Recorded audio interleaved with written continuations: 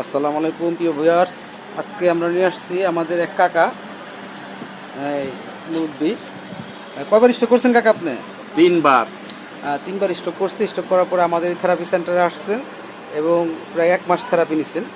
1 মাস therapy নেওয়ার পরে এখন তিনি সুস্থ আছেন, মোটামুটি পুরোপুরি সুস্থ, অল্প একটু বাকি আছে, ওটুকু ঠিক হয়ে যাবে। হ্যাঁ, কাকার সাথে আমরা একটু কথা বলি। কাকা এখন কেমন আছেন আপনি?